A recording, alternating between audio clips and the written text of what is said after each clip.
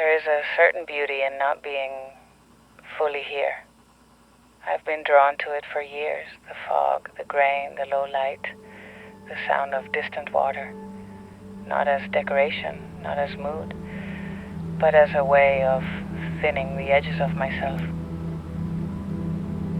Some people want clarity, high resolution, sharpness, definition. I have always been more interested in blur, in what happens when outlines dissolve, when a figure stands in mist long enough that it becomes part of the landscape.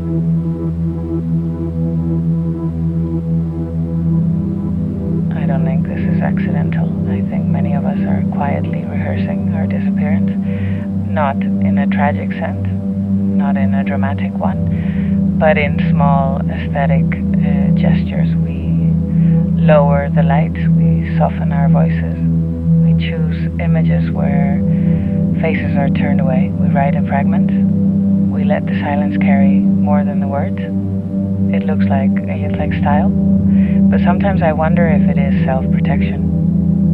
To disappear slightly is to reduce exposure. To exist in half-tones is to avoid being pinned down. If no one can see you clearly, no one can define you. And if no one defines you, maybe you don't have to confront what you are. There is comfort in that. In the unfinished sentence, in the distant horizon, in the room where the light never fully arrives.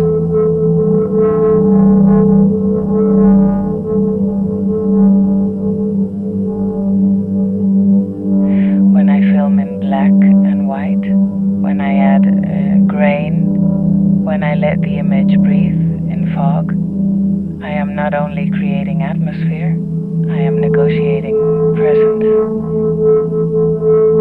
How much of me is visible? How much of me remains unsaid? Because to be fully seen is a violent thing. It requires coherence. It requires certainty. It requires a stable version of yourself. And I have never trusted stability. Disappearance is softer. It allows you to exist as suggestion, as echo, as something almost remembered. There is an entire generation that feels most at home in liminal spaces, empty stations, silent corridors, distant planets, abandoned rooms. We romanticize absence. We call it aesthetic. But what if it is exhaustion?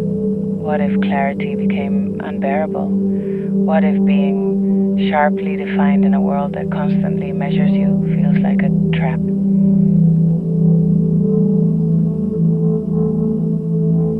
In disappearing, there is resistance, refusing to be fully legible, refusing to perform a fixed identity, refusing to stand in direct light. And yet there is also a cost.